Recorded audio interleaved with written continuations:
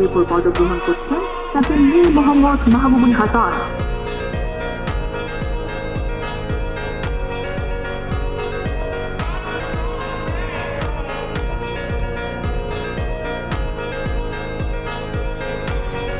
পদক গ্রহণ করছেন মোহাম্মদ আবুল কালাম আজাদ ইউমে।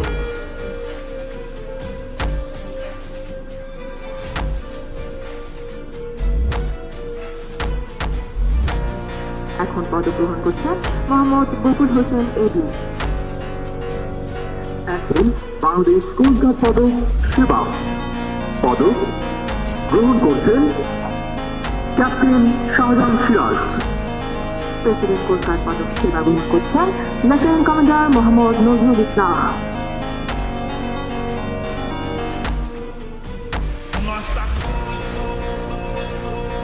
এরপর পদক গ্রহণ করছেন এম সাদিকুল ইসলাম সিপিও।